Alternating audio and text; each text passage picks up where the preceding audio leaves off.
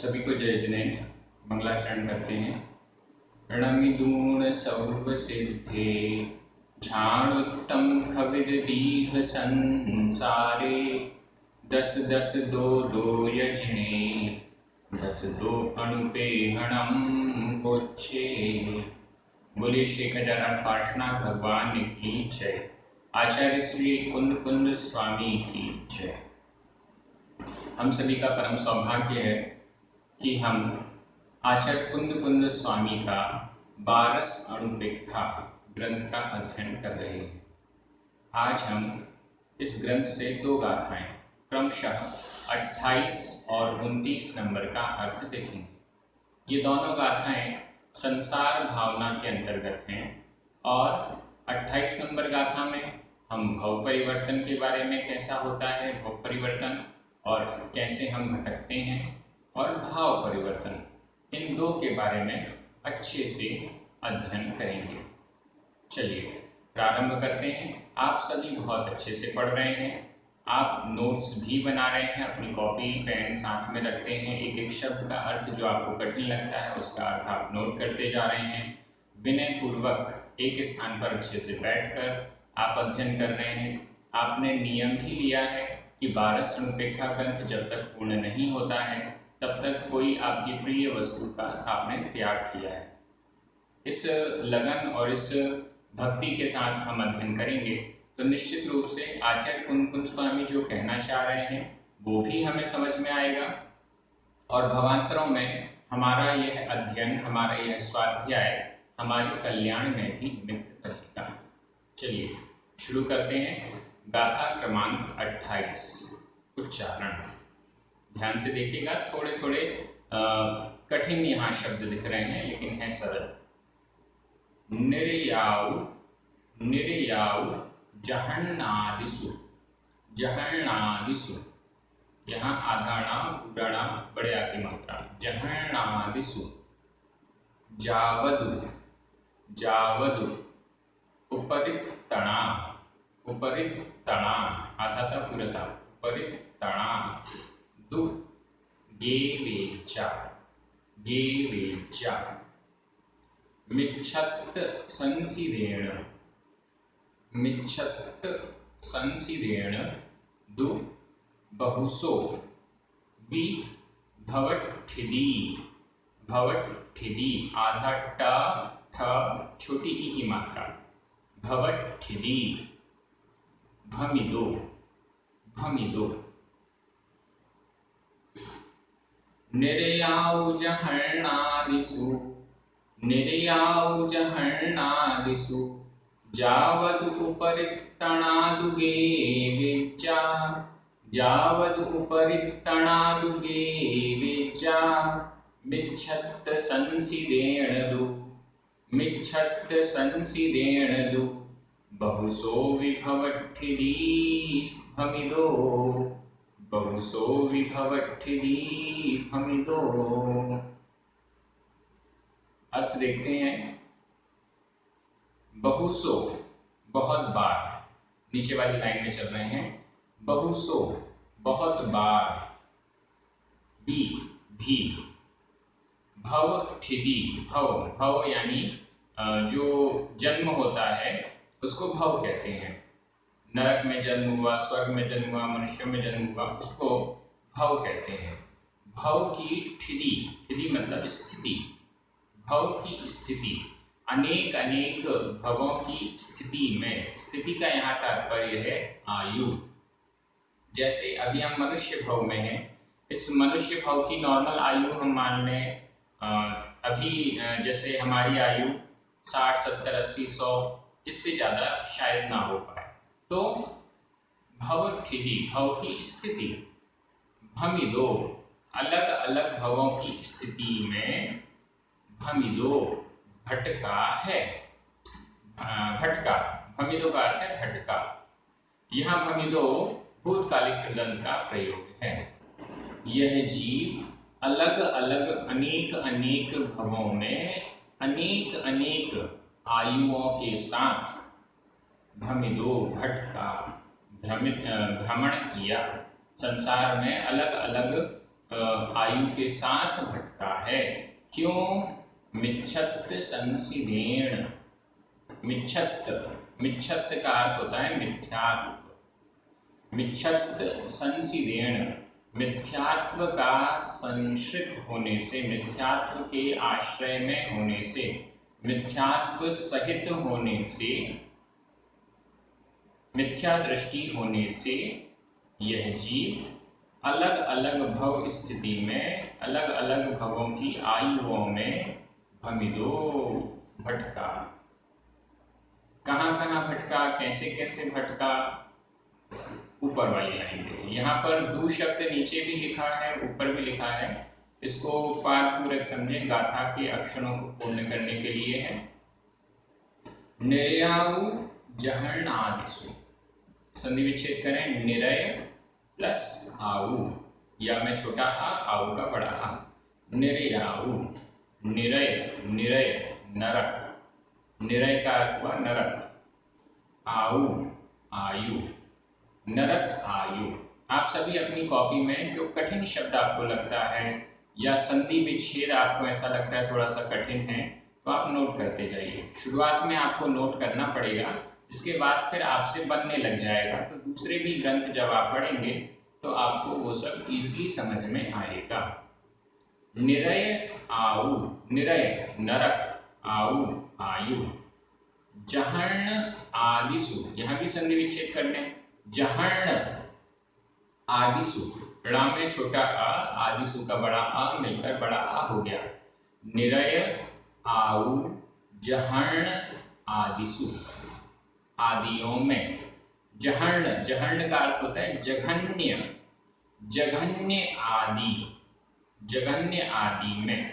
निरय नरक आयु, नरक आयु की जघन्य आदि आयुओं से जाव, जब तक, जाव यानी तक, जावदू, जावदू का अर्थ है जब तक, मतलब नरक की जघन्य आयु से लेकर, यहाँ पर निर्याऊ जहन्नादिसु, इसमें सप्तमी का बहुवचन विभक्ति का प्रयोग हुआ है, लेकिन सप्तमी का बहुवचन पंचमी के बहुवचन के स्थान पर सप्तमी का बहुवचन यहाँ पर लगा हुआ है, क्योंकि जाव यानी तक, जब तक, मतलब नरक की जघन्य आयु से लेकर जाव, जब तक, उपरिक्तणा, ऊपरी आयु, ऊपरी आयु मतलब उत्कृष्ट आयु।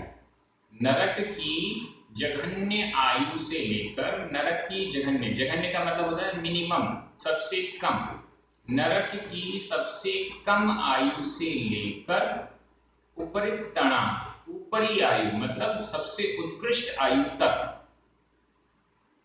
सबसे जघन्य आयु से लेकर सबसे उत्कृष्ट आयु तक, और फिर कहां तक? गेवेजा, ग्रैवयिक, 9 ग्रैविकों तक। स्वर्ग 16 स्वर्ग, 16 स्वर्गों के ऊपर 9 ग्रैवियक, 9 ग्रैविकों तक। ये गाथा बहुत महत्वपूर्ण है और आपको कई सिद्धांत जैन दर्शन के यहाँ पर मिलेंगे। तो मैं ये चाहता हूं कि जो जो नया सिद्धांत आपको मिल रहा है आप कॉपी में नोट करते जाएं। नरक आयु, नरक की जघन्य आयु आदि से लेकर उपरिक्तणा जाव, ऊपरी आयु तक, मतलब उत्कृष्ट आयु तक, मैक्सिमम आयु तक, और गेवेजा, ग्रैवियकों तक, इतनी भवठिरी, इतनी भव की स्थितियों में, इतनी भव की आयुओं में बहुसो, बहुत बार भमिदो, भ्रमण किया।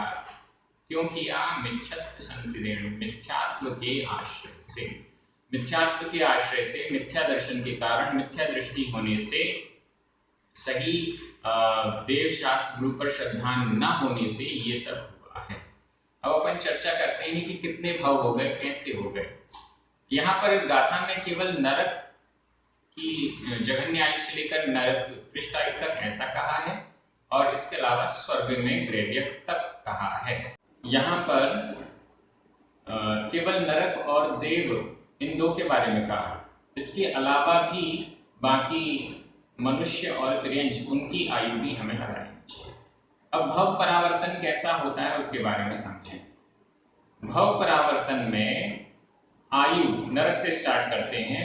नरक की सबसे जघन्य आयु होती है, पहले नरक की सबसे जघन्य आयु है 10,000 वर्ष। नोट कर लीजिएगा, नरक की सबसे कम आयु 10,000 वर्ष। 10,000 वर्ष वाला एक बार नरक का नारकी हुआ।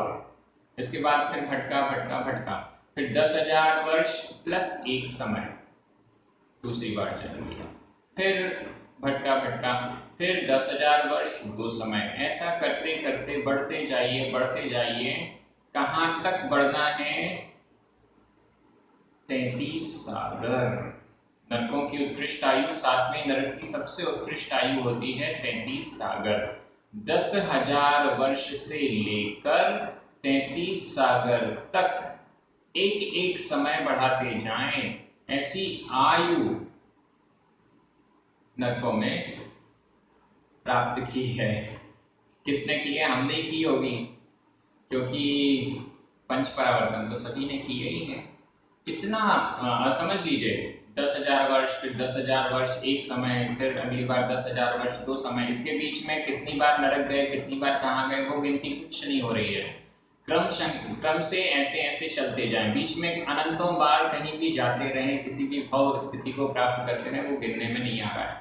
जब ये नरक पूरा हो गया तब आप चलो स्वर्ग में आ जाओ, चाहे कहीं की भी स्टार्ट कर दो। स्वर्ग की अपन ने स्टार्ट करी, नरक की तो हो गई 10,000 वर्ष से लेकर 33 सागर तक। अब स्वर्ग में आइए। स्वर्ग में सबसे कम भव स्थिति,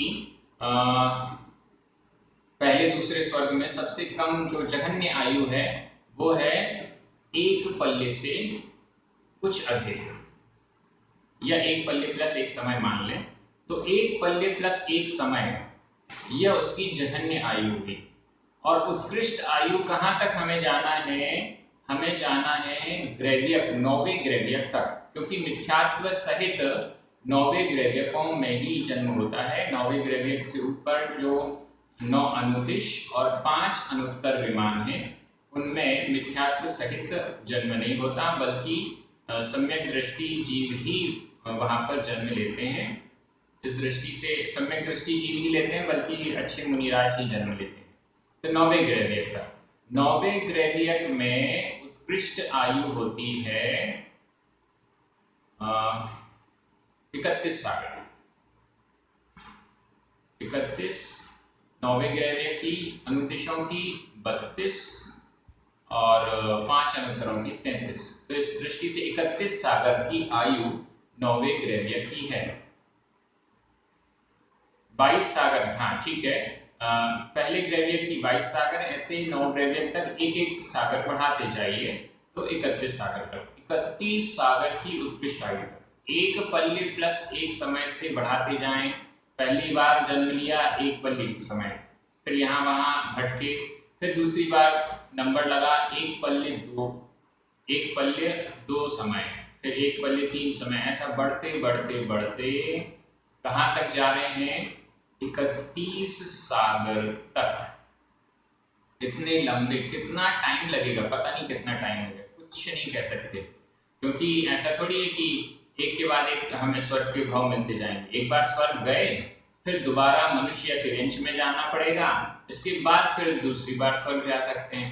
नरक में भी यही सिस्टम है, नरक से नरक में डायरेक्ट नहीं जा सकते। एक बार नरक गए, फिर मनुष्य या तिर्यंश बनना पड़ेगा, और फिर उसके बाद नरक जाते हैं। उसमें भी अगर वो एकदम एग्जैक्ट एक समय अधिक वाली आयु मिलती है तो ठीक है, वो गिनती में आएगी, नहीं मिलती है तो फिर वो गिनती में नहीं आएगी। तो ऐसे ये पंच परावर्तन का टाइम बहुत जटिलता से है।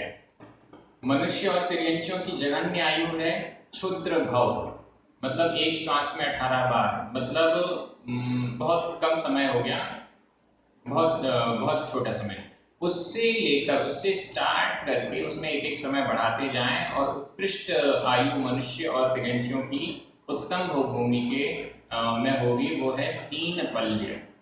तो ये भी बहुत ज्यादा है। अब देखिए, नरकों में 10,000 वर्ष, 10,000 वर्ष का कैलकुलेशन ठीक है। पल्य, एक पल्य जो जघन्य आयु थी स्वर्गों में, और 3 पल्य है यहाँ पर मनुष्य और तिर्यंशियों की उत्कृष्ट आयु। तो ये पल्य क्या होता है? पल्ली के बारे में वो आपने कथा सुनी हुई होगी, इतना लंबा चौड़ा एक गड्ढा बनाओ, उसमें अभी के जन्म लिए 4-5 दिन वाले मेढ़े के जो बाल हैं उसका ऐसा टुकड़ा करो जिसका दूसरा टुकड़ा नहीं हो सके, और उससे भरो गड्ढे को, फिर चक्रवर्ती की सेना निकालो, इत्यादि करते करते फिर एक एक बाल उसको 100-100 वर्ष में या एक एक वर्ष में कैसे भी निकालो, कितना लंबा ये पल्य है। और फिर सागर ऐसे सागर की चर्चा कर ली थी, तो ऐसे इतनी लंबी लंबी आयु हमने संसार में भटकी है।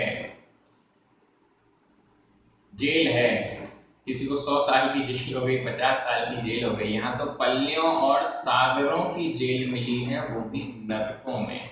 नरकों के दुखों का वर्णन आपने खूब सुना होगा, नरकों के कष्ट कितने होते हैं इसकी कल्पना 1 सेकंड की भी की जाए तो फिर इतना लंबा लंबा टाइम नरकों में हमने बिताया है। जब नरकों में गए तो बार बार रोए गिड़गिड़ाए, अब ऐसा काम नहीं करेंगे, और फिर मनुष्य बने कि चलो भैया सुधार लो, तो हमने सुधार नहीं किया, फिर विषय भोगों में हम लग गए। ये तो हमारी स्थिति है, इसीलिए तो हम भटक रहे हैं संसार। गाथा क्रमांक 29 उच्चारण। सव्वे पयडिठिदियो, पयडिठिदियो सब में छोटी की मात्रा है, पयडिठिदियो आधा ठ छोटी की मात्रा, पयडिठिदियो अणुभाग पदेश बंध ठाणाणि, अणुभाग पदेश बंध ठाणाणि। जीवो मिच्छत्तवसा, मिच्छत्तवसा भमिदो, भमिदो गुण भाव संसारे, भाव संसारे। सव्वे पैडिठिदियो, सव्वे पैडिठिदियो अणुभाग पदेश बंध ठाणाणि, अणुभाग पदेश बंध ठाणाणि। जीवो मिच्छत्तवसा, जीवो मिच्छत्तवसा भमिदो गुण भाव संसारे, भमिदो गुण भाव संसारे। भमिदो भटका, भ्रमण किया, गुण पुनः, भाव संसारे भाव रूप संसार में। भमिदो भटका, भाव रूप संसार में, भाव पर्यावर्तन में भटका, भ्रमण किया। भमिदो यहाँ पर भूतकाल प्रधान का प्रयोग। क्यों? मिच्छत्तवसा, मिथ्यात्व के वश से, मिथ्यात्व के वश से, मिथ्यात्व के कारण, मिथ्या दर्शन के कारण भाव संसारी, भाव रूप संसार में भ्रमित को भ्रमण किया। किसने? जीवो, जीव ने। जीवो यहाँ पर प्रथमा का एक वचन है। जीवो, जीव ने मिच्छत्तवसा, मिथ्यात्व के वश, भाव संसारी, भाव रूप संसार में भ्रमिदो भ्रमण किया। नीचे वाली लाइन सरल है, ऊपर वाली लाइन। अब भाव संसार, भाव परावर्तन क्या है इसको समझ लेते हैं, फिर ऊपर वाली लाइन को समझ जाएंगे इजीली। भाव परावर्तन का मतलब है ऐसे ऐसे भाव, कर्म होते हैं, कर्मों के जो बंध हैं वो 4 प्रकार के हैं। प्रकृति बंध, प्रदेश बंध, स्थिति बंध और अनुभाग बंध। इन 4 प्रकार के बंधों को करने के लिए हमारे जो भाव होते हैं, आत्मा के स्वयं के जो भाव होते हैं, हम अच्छे या बुरे भाव करते हैं, इससे ये कर्मों की बंध होते हैं, उनकी स्थितियां बनती हैं अलग अलग। तो ये स्थितियां अलग अलग स्थिति एक एक समय बढ़ाते जाइए, बढ़ाते जाइए। प्रकृति बंध भी हर प्रकार का किया, स्थिति बंध भी हर प्रकार का किया, अनुभाग बंध भी हर प्रकार का किया, प्रदेश बंध भी हर प्रकार का किया। इन सब के कॉम्बिनेशंस हमने बंध में, ऐसे भाव हमने किए कि ये सारे अलग अलग कॉम्बिनेशंस हमने एक के बाद एक प्राप्त किए हैं। यह भाव संसार है। 5 परावर्तन का जो स्वरूप आपने यहाँ पर इन गाथाओं में पढ़ा है, वो गाथा के रिलेटेड ही मैंने उसका वर्णन किया है। गाथा से बाहर निकलकर वर्णन ज्यादा नहीं किया है। व्याख्या तो बहुत लंबी है लेकिन समय कम है, इसलिए कोशिश केवल इतनी ही की गई है कि जो गाथा से रिलेटेड है वही आपको यहाँ पर समझाया गया। अब ऊपर वाली लाइन देखिएगा, सव्वे सभी, पयडी ठिदियो, पयडी, पयडी का अर्थ है प्रकृति, ठिदियो, ठिदी यानी स्थिति, प्रकृति और स्थितियां। यहाँ पर पयडी ठिदियो प्रथमा का बहुवचन है, स्त्रीलिंग है।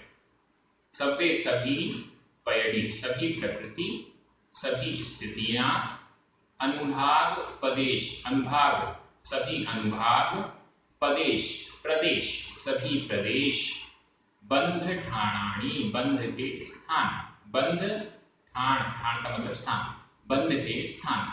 बंध शब्द सभी में लगा दीजिए, प्रकृति बंध, स्थिति बंध, अनुभाग बंध, प्रदेश बंध।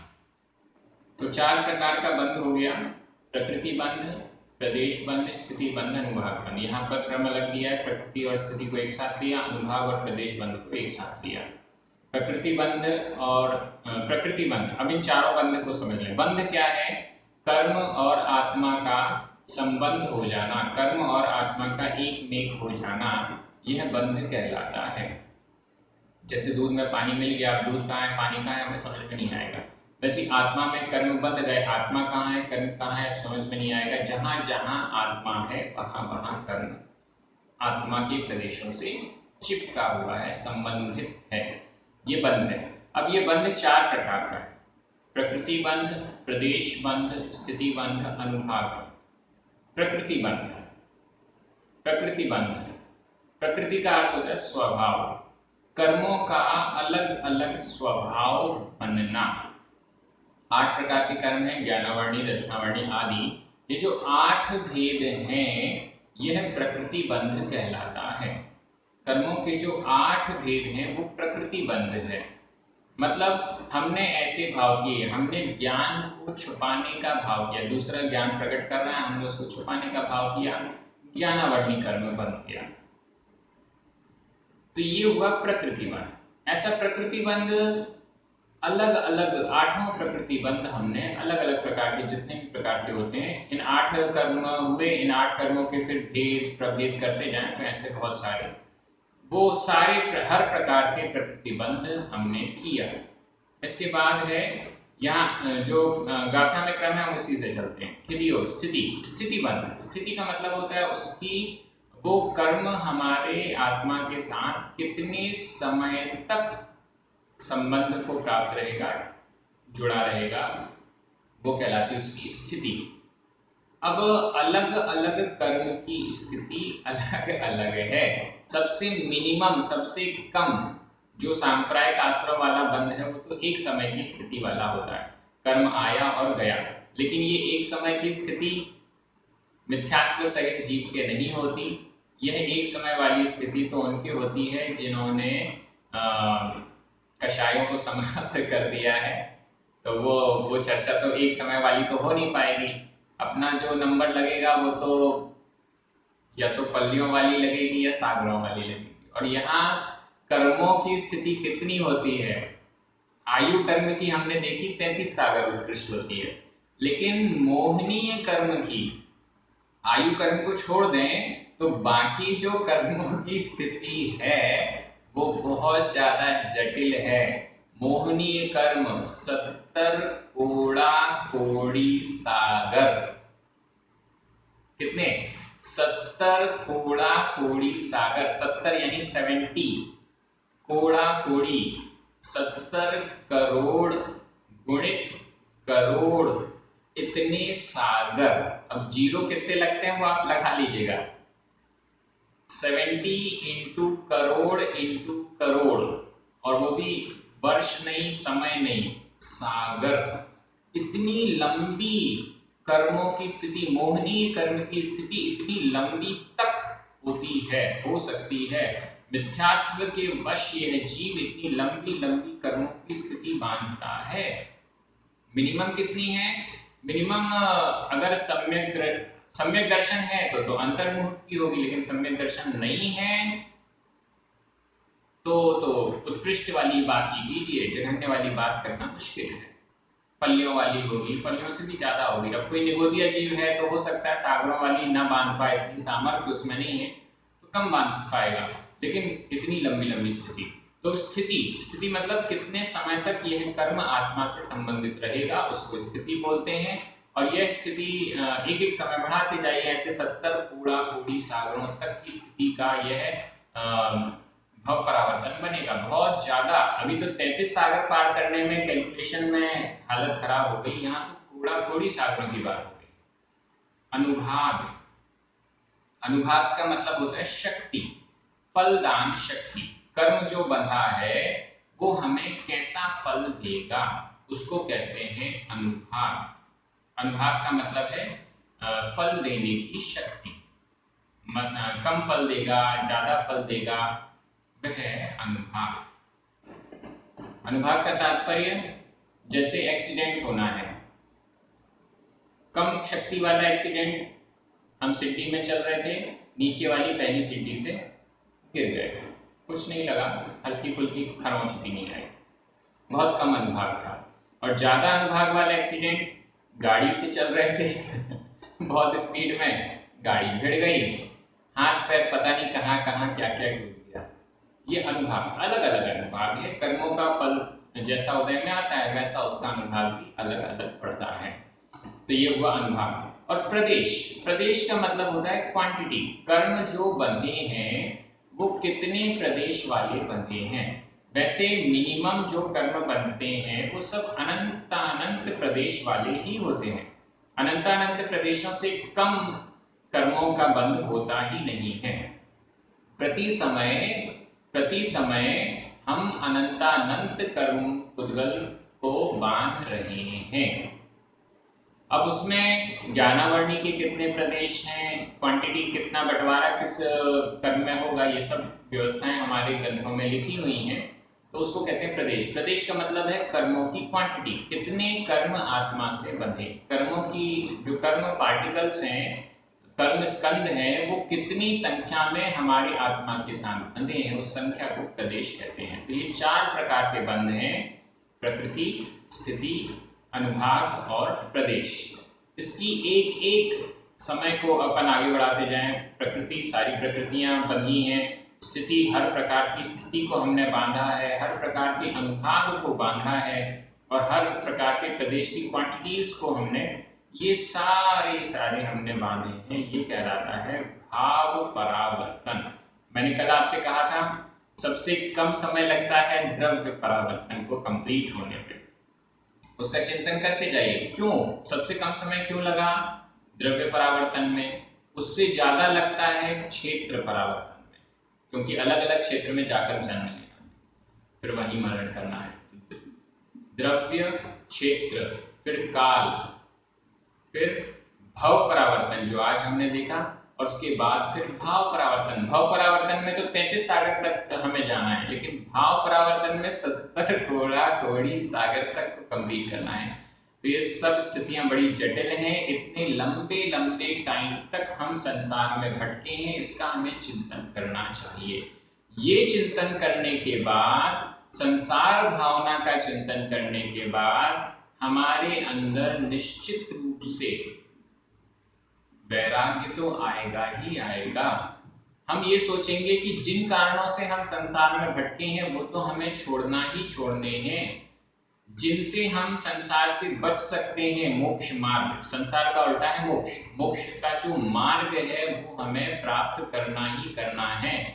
सम्यक दर्शन, सम्यक ज्ञान और सम्यक चारित्र्य, मोक्ष मार्ग हमें प्राप्त करना ही करना है। कैसे भी हो मोक्ष मार्ग में आगे बढ़ना है, ये हमारे अंदर धारणा मजबूत होनी चाहिए। आप सभी बहुत अच्छे से पढ़ रहे हैं, मुझे बड़ा आनंद आ रहा है आपके बहाने।